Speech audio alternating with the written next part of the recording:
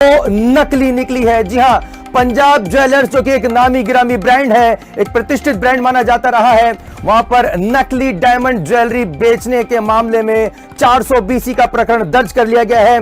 और यह प्रकरण सिर्फ शिकायत के बाद नहीं, पूरी जांच के बाद दर्ज किया गया है। हम आपको बता दें, यह पूरा मामला साल 2014 का है और उसके बाद यह प्रकरण जो है दर्ज किया गया है।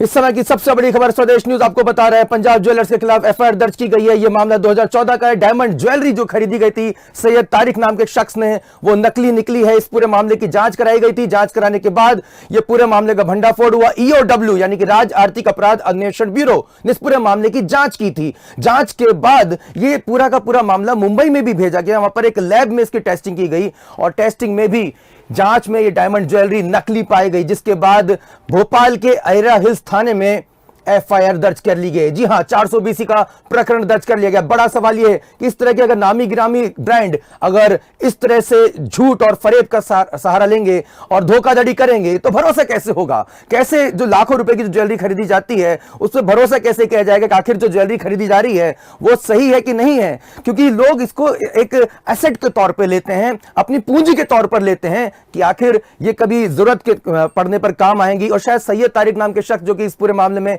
शिकायतकर्ता भी हैं, जिन्होंने शिकायत की है, उन्होंने यही सोचकर 2014 में जब ये खरीदी थी, उसके बाद 2018 में दूसरे ज्वेलर्स के पास गए इस डायमंड ज्वेलरी को बेचने के लिए, जैसे कि उन्होंने अपनी शिकायत में बताया है। और उसके बाद इस पूरे मामले का खुलासा होता है कि जो डायमंड ज्वेलरी वो लेकर गए हैं वो नकली है। जी हां, ये नकली ज्वेलरी का पूरा मामला है। सैयद तारिक ने की शिकायत पर केस दर्ज किया गया पंजाब ज्वेलर्स पर। 2014 में ये ज्वेलरी ली गई थी। 17 लाख की डायमंड ज्वेलरी का मामला है जो कि जांच में नकली पाई गई। भोपाल के अहिरा हिल्स थाने में ये मामला दर्ज किया गया है। सैयद तारिक साहब से हम जुड़ने की कोशिश करेंगे, जो कि इस पूरे मामले में जिन्होंने शिकायत की, जिनकी शिकायत में काफी लंबे समय तक जांच चली और जांच के बाद यह मामला दर्ज किया गया है। सैयद तारिक साहब, आपको मेरी आवाज मिल रही है? मैं आशुतोष बोल रहा हूं स्वदेश न्यूज से। हाँ जी सर, बोलिए। सैयद तारिक जी, सबसे पहले जानना चाहेंगे कि किस तरह से आपने कब ये ज्वेलरी खरीदी थी और कब आपको ये मालूमात हुई कि जो आपने ज्वेलरी खरीदी है डायमंड ज्वेलरी वो दरअसल नकली है? सर, ये मैंने 2014 में बिल के ऊपर डेट है। इनसे मेरे काफी अच्छे संबंध थे, चोपड़ा जी से और इनके मालिक दर्पण आनंद जी से। एक्चुअली मैं होर्डिंग का व्यापार करता हूँ, बिजनेसमैन हूँ, पब्लिसिटी का काम है मेरा। तो ये मुझसे एडवर्टीजमेंट के लिए होर्डिंग लेते थे, तो इसी को चलते ये मुझसे इन्होंने प्रस्ताव रखा कि आप ज्वेलरी ले लिया कीजिए कुछ हमसे। तो हम इनसे बाटा डील टाइप की कर लेते थे कि कुछ हम इनसे ज्वेलरी ले लेते थे, कुछ पेमेंट ले लेते थे जी। तो इसी को चलते इन्होंने मुझे काफी और भी ज्वेलरी ली थी, बट ये मैंने ऑर्डर पे इनसे दोनों चीजें बनवाई थी। उसके बाद अब लेने के बाद कोई इतना यूज में ठीक है रखी रहती। तो कुछ टाइम बाद मैंने इनसे बोला भी था कि इसको तो डायमंड को अपन चेंज करके गोल्ड ले लें। तो इन्होंने कहा कि नहीं, कोई टेंशन की बात नहीं है, आप पहनो जब तक, बाकी आप परेशान मत होना, आपको जब भी ऐसा कुछ हो तो आप मेरे पास आ जाना। तो एक बार मैं डीपी ज्वेलर्स पे बैठा हुआ था, वो वहाँ भी होर्डिंग के सिलसिले में ही गया हुआ था। तो मैंने उनसे बातों में उनसे भी अच्छे मेरे उनके मैनेजर से, तो उनसे मैंने बोला कि आप मेरे को कोई बड़ा अच्छा डायमंड दिखाइए ना, तो ये डायमंड अगर होगा रीजनेबल तो अपन ये चेंज कर देंगे। तो उन्होंने मुझे डायमंड भी दिखाया। फिर मैंने कहा ये मेरी रिंग कितने में जा कटेगी अगर अपन देते हैं? तो उन्होंने चेक करा तो थोड़ा सा उनको फील हुआ, मुस्कुराए। फिर उन्होंने बोला, तारिक भाई ये कहाँ से लिया था आपने? तो मैंने उन्हें सारी चीज बताई पंजाब ज्वेलर्स पे। फिर उन्होंने मशीन वगैरह मंगवाई, उस पर टच करके देखा सारी चीजें। तो उसके बाद उन्होंने मेरे से बोला कि आप इसको कहीं चेक करवाइए, मतलब मैं श्योरिटी से तो नहीं कह रहा, बट मतलब मुझे ये डायमंड नहीं समझ में आ रहा, क्योंकि डायमंड के ऊपर तो सारी चीजें दिखती हैं क्लियर। मशीन पे टेलीस्कोप पे रख के उन्होंने देखा। फिर मुझे डाउट हुआ, मैंने टॉप्स भी मंगवाए घर से।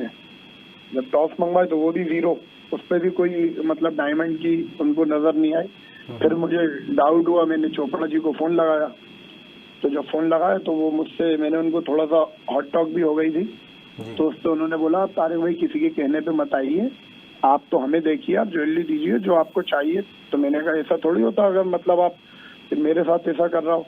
फिर उसके बाद मैंने उनकी रिकॉर्डिंग भी करी। बाद में मैंने एक सॉफ्टवेयर भी डाउनलोड करा। मुझे जब डाउट हुआ, उनसे रिकॉर्डिंग में भी काफी कुछ उन्होंने ऐसा धीरे धीरे मैंने घुमा के उनसे बातें करी तो उन्होंने एक्सेप्ट करा कि नहीं तारिक भाई, आपने हमसे बहुत ऐसी ज्वेलरी ली, बहुत सारी चीजें करी जो मैंने थाने में पेन ड्राइव में दी हैं। उसके बाद मैंने उन पर कार्रवाई करी। मैंने पहले बोला कि आप बैठ के उसको जो भी है वो टाला टूली करते रहे। फिर मैंने STS में भी दी उसकी कंप्लेंट। तो उन्होंने उसको शायद कहीं से, अपने पावरफुल पैसे वाले लोग हैं, थोड़ा सा जो भी उसको दबाने के लिए, होल्ड पे करने के लिए कार्रवाई चलती रही स्लो उसमें। फिर उसके बाद ये इलेक्शन आ गए। इलेक्शन के बाद फिर ये मैं भी अपने उसमें उलझा रहता था। मैं भी कोई इतना मतलब स्लो उसके ऊपर करता रहता था वर्किंग। फिर अभी लॉकडाउन स्टार्ट हो गया, बट अभी चल ही रहा था उसको लेके। तो फिर मैंने और भी अधिकारियों से सब देखो करके, और रिपोर्ट ने बताई बॉम्बे की, इधर की उनकी रिकॉर्डिंग, तो उसके ऊपर मुकदमा कायम हुआ। और वो थाने पे भी आने के लिए तैयार नहीं थे। थाने से भी 3-4 नोटिस उनको गए। तो मतलब आड़ी टेढ़ी बात के नहीं, हम ऐसा नहीं कर रहा है। और हमने तो सब सही दिया था, जो भी उनको अपना पक्ष रखना था उन्होंने आए नहीं, बस फोन पे या जो भी उनको बताया उसके ऊपर उनके ऊपर कार्रवाई हुई। सही। तारिक जी, आपसे जानना चाहेंगे कि जब आपकी उनसे बातचीत हो रही थी तो क्या लगा आपको कि क्या सिर्फ आप ही के साथ इस तरह की धोखाधड़ी उन्होंने की है, या फिर ऐसे और भी लोग हो सकते हैं जो अभी तक इस भरोसे में हो कि जो उनके पास ज्वेलरी है वो सही है, वो असली है?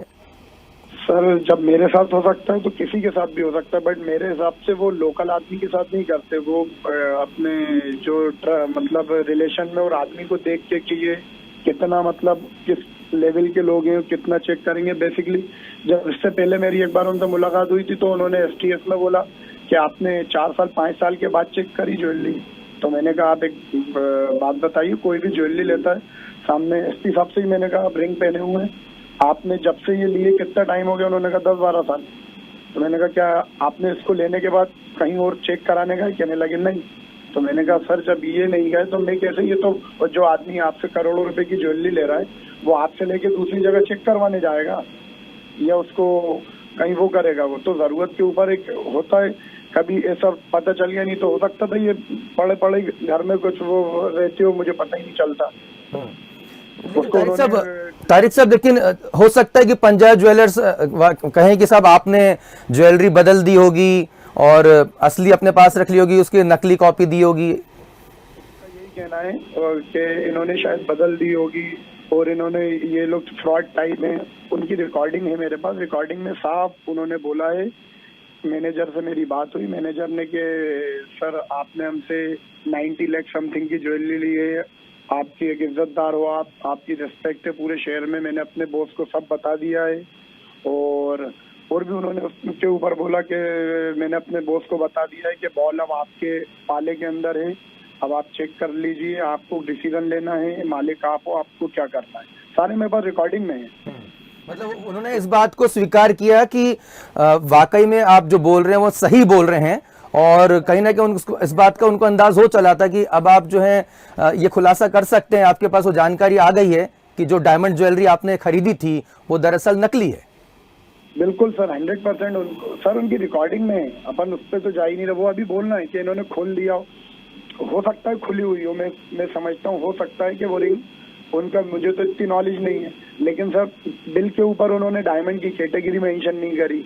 एक बिल के ऊपर लिख रहा है VVS2, दूसरे बिल के ऊपर जो कि उससे और मच बेटर डायमंड है उस पर कुछ सिर्फ ओनली डायमंड लिखा, ऑर्डर रिंग, उस पर कोई डायमंड की कैटेगरी मेंशन नहीं करी उन्होंने। मतलब इसको आप क्या समझेंगे? ये सबसे बड़ा तो फ्रॉड है। आप डायमंड दे रहा हूँ, अब गाड़ी में ले रहा हूँ, गाड़ी का चेसिस नंबर, इंजन नंबर नहीं लिखूं कोई सी फॉर एग्जांपल, तो वो आप तो क्लियर समझ में आएगा ना कि फ्रॉड कर रहा हूँ। उन्होंने बिल के ऊपर, उसके ऊपर डायमंड की कोई कैटेगरी नहीं लिखी, कुछ नहीं लिखा, सिर्फ डायमंड लिख दिया। और एक बिल के अंदर लिख के दे रहा है VVS2, वो उसकी कैटेगरी है, बहुत अच्छा डायमंड माना जाता है।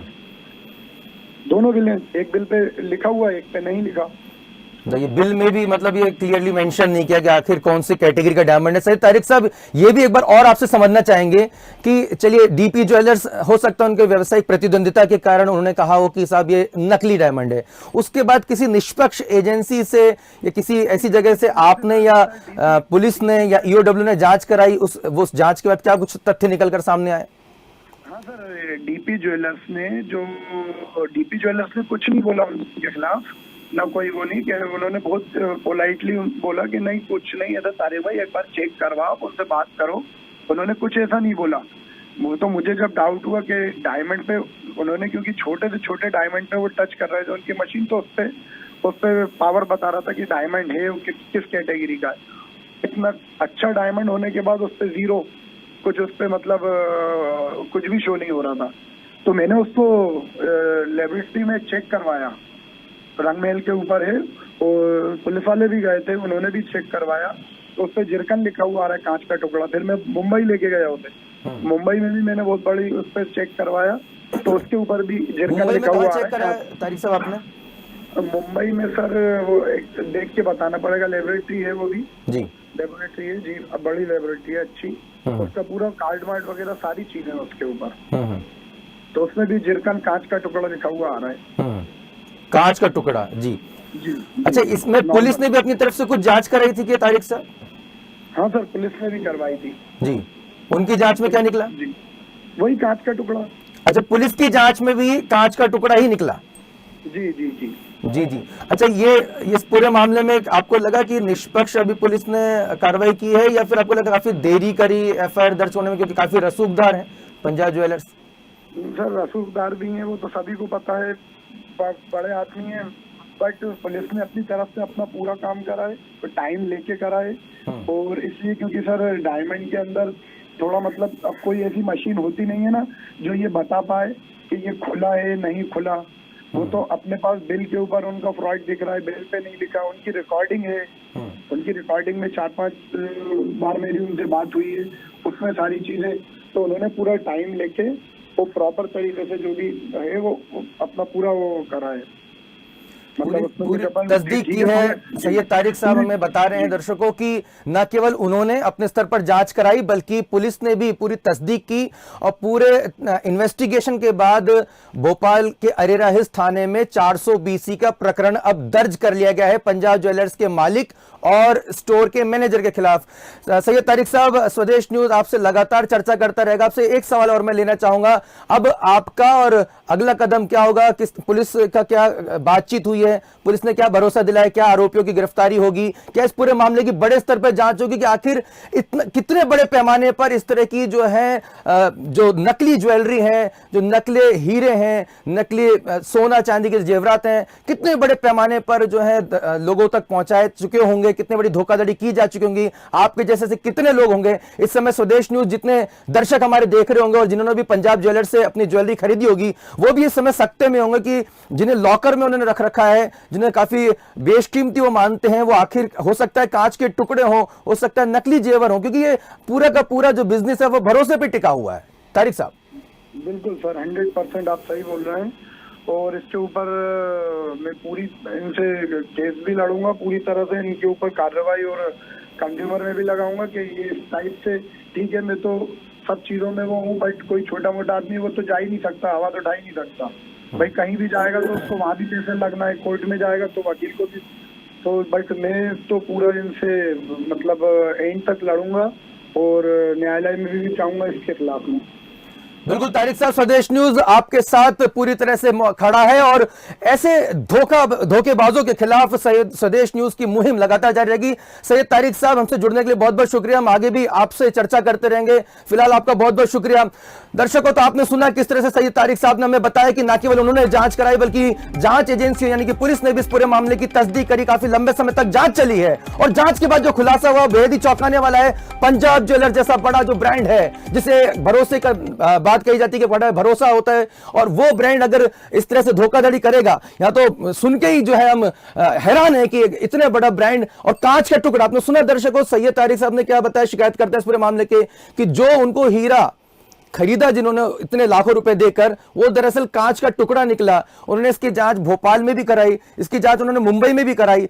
जैसा कि उन्होंने बताया कि पुलिस ने भी इस पूरे मामले की तस्दीक करी, पुलिस ने भी अपने स्तर पर जांच की, और अक्सर पुलिस इस तरह के मामलों में एफआईआर करने से थोड़ी परहेज करती है क्योंकि रसूखदारों का मामला है, लेकिन पुलिस ने भी जब पूरी जांच की उसके बाद पुलिस ने इस पूरे मामले में एफआईआर दर्ज कर लिया। अब हमारे स्टेट हेड नरेंद्र वर्मा से हम जुड़ेंगे, जो कि इस समय उसी स्टोर के सामने मौजूद है, पंजाब ज्वेलर्स के सामने मौजूद है, जहां से ये नकली डायमंड की ज्वेलरी बेचने के आरोप लगे हैं। नरेंद्र, आपसे जानना चाहेंगे, आप वहां पर मौजूद हैं, पंजाब ज्वेलर्स वहां पर ये वही जगह है जहां पर इस तरह के नकली डायमंड की ज्वेलरी बेचने का मामला सामने और उससे चंद मीटर की दूरी पर, चंद कदमों की दूरी पर वो थाना भी मौजूद है जहां पर इस पूरे मामले की एफआईआर दर्ज की गई, अरेरा हिल्स थाना। क्या लगता है कि अब पुलिस इस पूरे मामले किस तरह की कार्रवाई करेगी? बिल्कुल आशुतोष, एक सबसे बड़ी बात और मैं बताना चाहूंगा कि ये वही स्टोर है और अभी कुछ देर पहले यहाँ पर कुछ लोग आए, उन्होंने स्टोर खोलने की कोशिश की, लेकिन जैसे उन्होंने हमारी टीम को देखा वो अपने बैग यहाँ पर रखकर तुरंत यहाँ से निकल गए। एक बड़ी गाड़ी भी जैगुआर आई यहाँ पर, जो यू टर्न लेके वहाँ पे बहुत देर तक खड़ी रही और वहाँ से चली गई। अब ये डर रहे हैं, जबकि थाना बगल में है। 2014 का ये डायमंड इन्होंने लिए थे सैयद तारिक ने। और एक और बड़ी बात आशुतोष, इन्होंने पिछली साल 69th एनिवर्सरी सेलिब्रेशन किया है इनने। 69 साल इनके इस स्टोर को हो गए हैं, मतलब सीधे 69 साल इनके इस स्टोर को हो गए हैं, मतलब सीधे सीधे इस साल 70 साल। बिल्कुल 70 सालों की का सांस पर विश्वास है जो आज टूटा है और जो ग्राहक एक बट्टा सा लग रहा है। और अभी बड़ा सवाल खड़ा हो रहा है नरेंद्र, क्या वाकई में सिर्फ एक इकलौता ऐसा मामला है नरेंद्र, या फिर इस तरह के और भी मामले होंगे, इस तरह की और भी शिकायतें होंगी?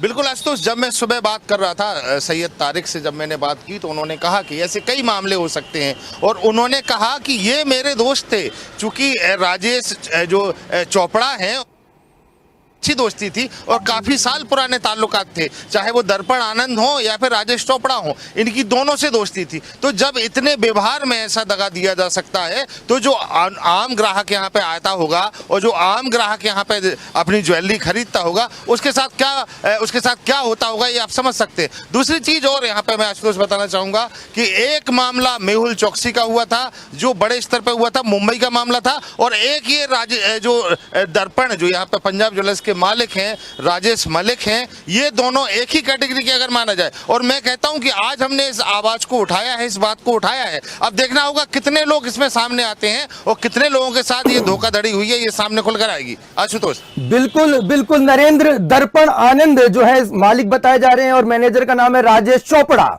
दर्पण आनंद जी, जवाब दीजिए, कितने लोगों को आप इस तरह से चूना लगा चुके हैं? कितने लोग जो है आपके भरोसे का इस तरह से आपने उनका फायदा उठाया है? और पंजाब ज्वेलर्स की मैं चाहूंगा नरेंद्र एक बार वो बिल्डिंग भी दिखा दीजिए जहां पर ये जो आलीशान जो है शोरूम बना हुआ है। पहले मैं वो आपको दर्शकों को आपको दिखाता हूं कि किस तरह से लोगों की खून पसीने की कमाई होती है। बहुत ही देखिए, एक भारतीय परंपरा में जो ज्वेलरी होती है, जो आभूषण होते हैं, वो कहीं ना कहीं इसलिए लोग इस्तेमाल करते हैं कि भाई कभी जरूरत पड़ेगी तो हम उसका जो है सही सदुपयोग करेंगे। एक एसेट के तौर पे लिया जाता है, एक पूंजी के तौर पे लिया जाता है। ये देखिए साहब, बाहर बड़े बड़े सुरक्षा कर्मी ऐसे लगा रखे हैं, लेकिन अंदर की जो ज्वेलरी है कि वाकई में वो सही है जिनकी वो रखवाली कर रहे हैं, या फिर पूरी तरह से ये जो ज्वेलरी है वो नकली है। हमारे स्टेट हेड नरेंद्र वर्मा जी वहां पर मौजूद हैं। मैं देख रहा हूं नरेंद्र, आपका कैमरा जैसे जैसे उस लोगों को दिखा रहा है वैसे वो कैमरे से बचने की कोशिश कर रहे हैं। नरेंद्र, कितना बड़ा मामला, क्योंकि इन्वेस्टिगेशन आप कर रहे हैं, क्या सिर्फ भोपाल की पंजाब ज्वेलरी की ब्रांच में ऐसा हुआ है या फिर पंजाब ज्वेलर्स के जितने भी आउटलेट्स हैं वहां पर इस तरह के जो है धोखाधड़ी के धंधे चल रहे हैं? लोगों ने कभी कोई लोग जो इस तरह की जांच नहीं कराते हैं लोग।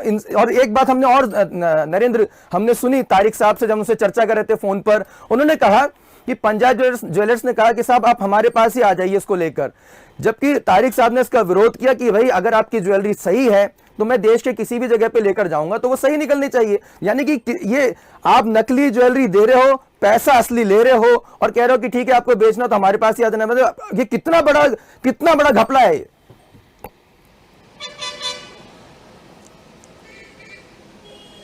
आशुतोष, इस पूरे मामले में एक बात कहना चाहूंगा मैं कि कोई भी ज्वेलर्स है, ये ज्वेलरी का जो गोरख धंधा है ये भी एक बड़े पैमाने पर पूरे देश में चल रहा है। अगर हीरे की बात की जाए, जैसे कि अभी सैयद तारिक ने बताया है कि जब उन्होंने टेस्ट कराया तो ये कांच का टुकड़ा निकला, तो कांच के टुकड़े लाखों करोड़ों रुपए में 17 लाख रुपए के कांच के टुकड़े पंजाब ज्वेलर्स ने एक ग्राहक को बेच दिए, और उस ग्राहक को बेचे जो कि उनका परमानेंट ग्राहक था, उनका दोस्त था, उनके साथ काम करता था। उनकी एडवर्टाइजमेंट करता था और उनके साथ में कई सालों से जुड़ा हुआ था। तो ऐसे व्यक्ति के साथ ऐसे ही मामले आपको पता है मेहुल चौकसी ने किए अपने रिश्तेदारों को, अपने दोस्तों को। तो कोई बड़ी बात नहीं है कि ये दर्पण आनंद मध्य प्रदेश का मेहुल चौकसी हो और ये पूरे स्टोर करके कुछ गबन करके निकलने वाले हो या कुछ भी हो। लेकिन आप यहाँ पर देख सकते हैं ये वही स्टोर है। और अभी आप देखिए जो टाइम हो रहा है, जब से हम यहाँ पर खड़े हैं तब से यहाँ पर बहुत सारे लोग आए, लेकिन ये स्टोर खुला नहीं है। 420 का मुकदमा दर्ज हुआ। 69 साल का विश्वास इस स्टोर ने ग्राहकों का तोड़ा है और दीपावली का सीजन है, ये उस समय पर ये बात खुलकर सामने आई है। इनके धोखाधड़ी जो इन लोगों ने की है वो अब खुलकर सामने आ गई है। और सबसे बड़ी बात है आशुतोष, आज स्वदेश न्यूज इस पूरी आवाज को उठा रहा है। और मैं तो कहूंगा कि जो दर्शक हमारे देख रहे हो, अगर उनके साथ में कुछ ऐसा हुआ हो या उनने यहाँ से डायमंड खरीदे हो तो वो भी अपने डायमंड को चेक करा लें। हम आपके साथ खड़े हैं, हमारा स्वदेश न्यूज आपके साथ खड़ा है, आपकी आवाज हम उठाएंगे। ऐसे धोखाधड़ी करने वाले जो लोग हैं ये सलाखों के पीछे होना चाहिए। और इन लोगों ने जो लोगों के साथ विश्वासघात किया है, 70 साल का विश्वास इन्होंने खोया है। 2014 को इन्होंने अपने एक परिचित को, अपने दोस्त को कांच के टुकड़े हीरे के भाव में बेच दिए। तो निश्चित ही आशुतोष इसमें बहुत सारे मामले खुलकर आने वाले हैं और हम पीछे नहीं हटेंगे। हम लगातार पड़ताल करेंगे और इनकी हर परत, हर पोल, हर गुनाह सामने लाकर रहेंगे। बिल्कुल सही कहा नरेंद्र आपने। स्वदेश न्यूज के जरिए हम उन लोगों से हम अपील भी करेंगे कि एक बार आप जरूर चेक कर लें कि आपको जो ज्वेलरी बेची गई है वो वाकई में असली है या फिर पंजाब ज्वेलर्स ने आपको भी चूना लगा दिया है, जैसे कि सैयद तारिक साहब को लगाया। उससे पहले हम दर्शकों आपको इस पूरे खबर में और भी बड़े खुलासे लगातार करेंगे। हमारे पास तमाम जो है इसके खुलासे की काफी रिपोर्ट आ गई है, लेकिन उससे पहले आपको पुलिस की वो बाइट भी हम आपको सुनाते हैं, क्या कुछ कहा है अरेरा हिल्स थाना प्रभारी ने, किस तरह से प्रकरण दर्ज किया है। पहले वो बाइट सुनिए आप जरा।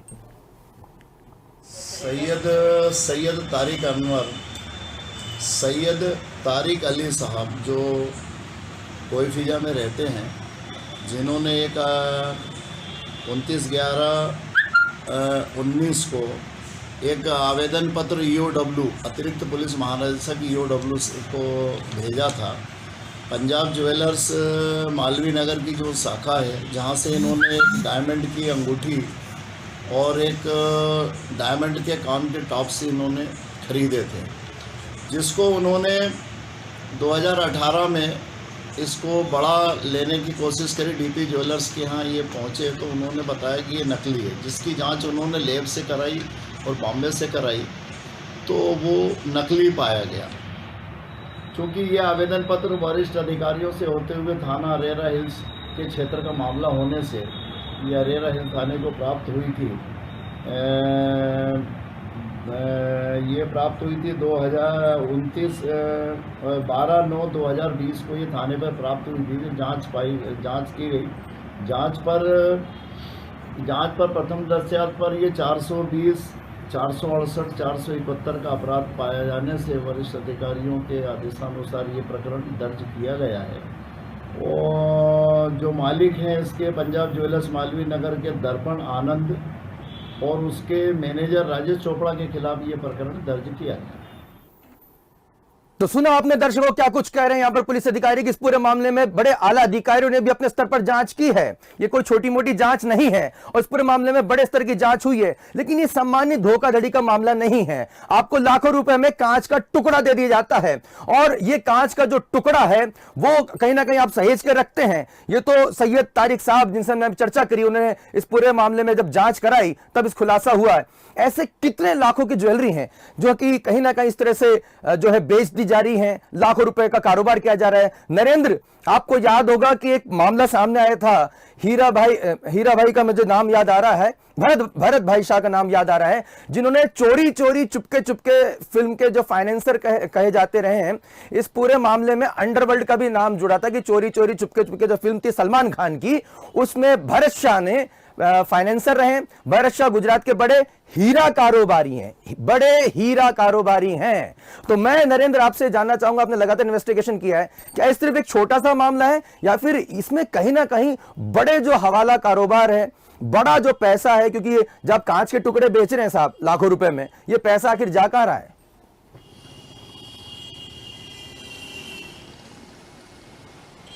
बिल्कुल आशुतोष, इसमें एक और बात मैं ऐड करना चाहूँगा कि जो आपने कहा कांच के टुकड़े लाखों में, चाहे भरत शाह की बात की जाए, चाहे मेहुल चौकसी की बात की जाए, चाहे दर्पण आनंद की बात की जाए, दर्पण आनंद के अगर इंदौर स्टोर की बात की जाए, इंदौर में, इंदौर के रहने वाले हैं दर्पण आनंद, यहाँ पर इनके भव्य शोरूम बने हुए हैं और ऐसा नहीं, ऐसे लगते हैं जैसे कोई बहुत बड़ा किला इन्होंने खड़ा कर दिया हो। एक बहुत भव्य शोरूम होता है, किले नुमा होता है। आप इस भोपाल के शोरूम को भी देख सकते हैं, मैं आपको दिखाऊं। आप देखिए ये राजाशाही ठाट बाट, आप देखिए इस बिल्डिंग को, देखिए इस बिल्डिंग का कंस्ट्रक्शन पूरा इनने कराया है। रात को जब बिल्डिंग में लाइटिंग जलती है तो आप सोच सकते हैं किस तरीके से, कितना खूबसूरत दृश्य होता है। बाहर ही इन्होंने इतना खूबसूरत बना रखा है, पानी के झरने बहते हैं, यहाँ पर पेड़ लगे हुए हैं, लाइटिंग आप देखिए अलग अलग टाइप की लगी हुई है। और जो बाहर की लाइट मैं आपको दिखाना चाहूँगा, जो गेट लाइट है, वहाँ पे भी डायमंड चमक रहे हैं। आप देखिए ना, ऐसा लगता है कि जैसे इस लाइट में डायमंड्स लगा के रखे हों।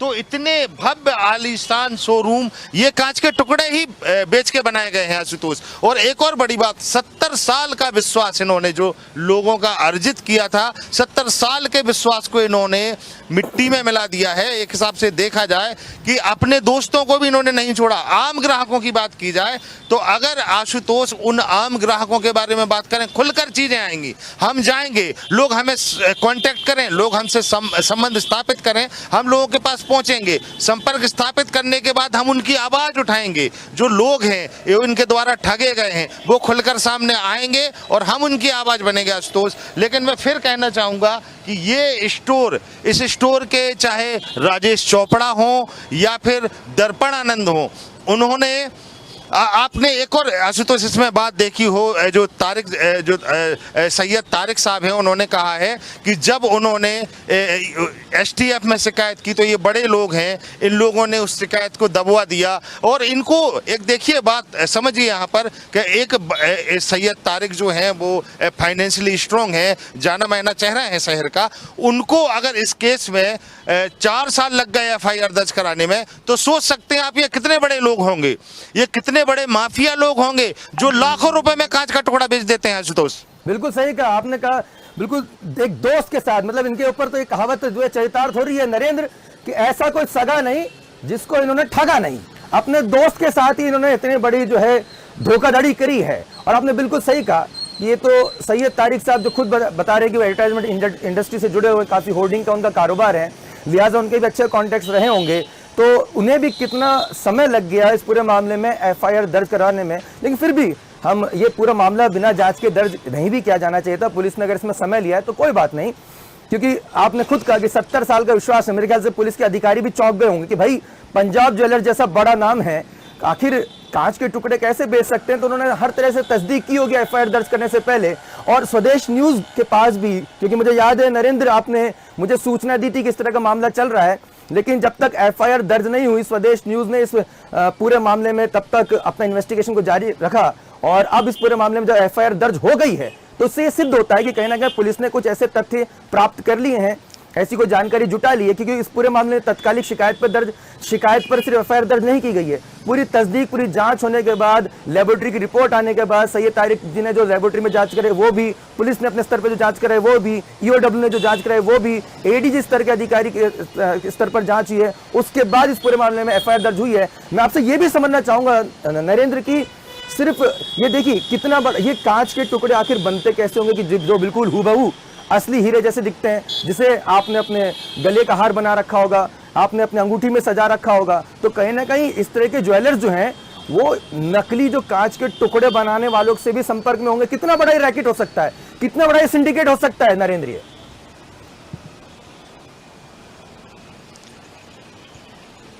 बिल्कुल आशुतोष, अगर जेम्स की बात की जाए, ज्वेलरी की बात की जाए, डायमंड की बात की जाए, जो ये बहुत बड़ा मार्केट है, चाहे ज्योतिषी हो वो कुछ पहनने की बात करते हैं कि आप डायमंड पहनिए, और ये जो पत्थर होते हैं उनको भी ज्योतिषी पहनने की सलाह देती हैं, अलग अलग तरह के मानिक, मूंगा और जो दुनिया भर की चीज़ें होती हैं वो भी होते हैं। ये बहुत बड़ा मार्केट है, पूरे देश में बड़ा मार्केट है। और जहाँ बड़ा मार्केट होता है, जहाँ डिमांड होती है आशुतोष, वहाँ पर नकली भी आ जाता है। और सिर्फ प्रॉफिट कमाने के चक्कर में ऐसे ज्वेलर्स ये करते हैं, ये बहुत बड़ा रैकेट हो सकता है आशुतोष। इसमें हम पड़ताल करेंगे, पहुंचेंगे इसकी तह तक। कुछ खबरें हमारे पास हैं, लेकिन वो अपुष्ट और सूत्रों के द्वारा दी हुई खबरें हैं। जब तक हम खुद नहीं पहुंचेंगे, जब तक हम खुद नहीं समझेंगे, तब तक हम इस चीज का खुलासा नहीं करेंगे। लेकिन इस चीज का खुलासा भी हम करेंगे।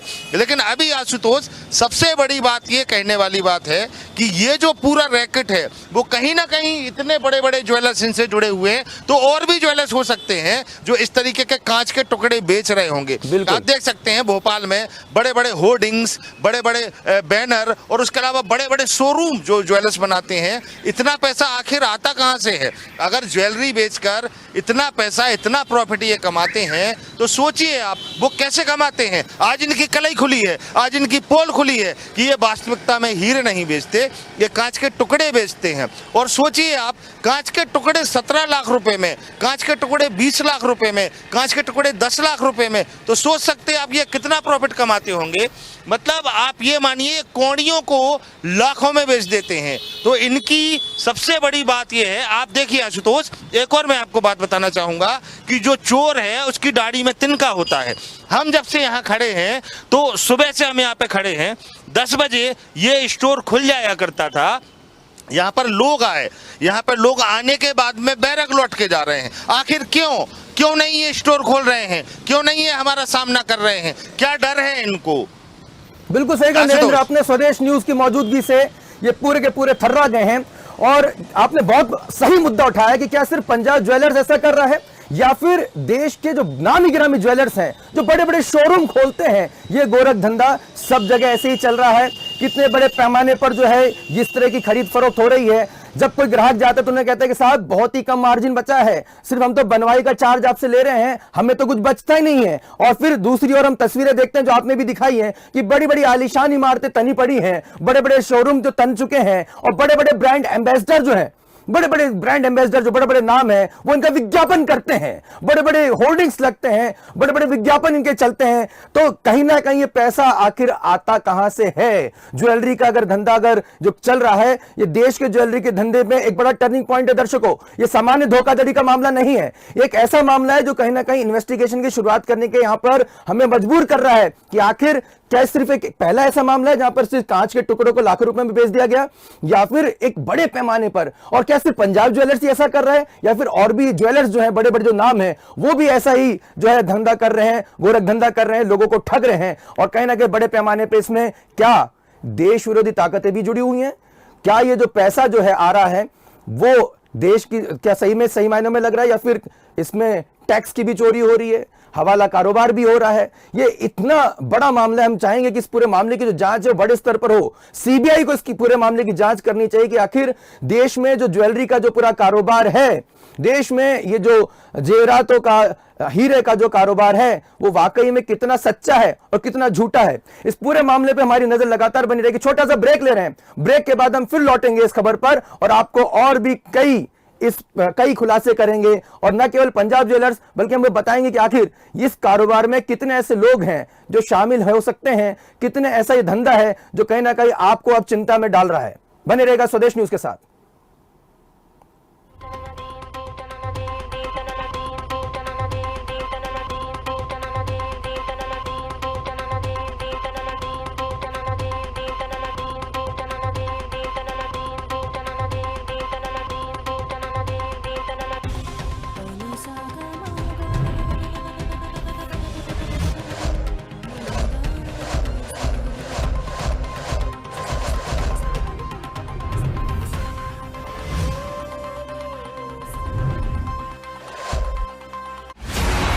की बार किसकी सरकार, किसका होगा राज तिलक, कौन करेगा घात, कौन भीतर घात, जनता का क्या होगा फैसला? देखिए मध्य प्रदेश की सत्ता का संघर्ष, महा उपचुनाव आशुतोष के साथ स्वदेश न्यूज पर दिन भर। न डरेंगे न झुकेंगे, सत्य के लिए कुछ भी करेंगे। यहां खबर सिर्फ खबर नहीं, खबर एक मिशन है। जब बात हो देश की तो समझौता कैसे? स्वदेश न्यूज, सबसे पहले देश। अब की बार किसकी सरकार, किसका होगा राज तिलक, कौन करेगा घात, कौन भीतर घात? जनता का क्या होगा फैसला? देखिए मध्य प्रदेश की सत्ता का संघर्ष।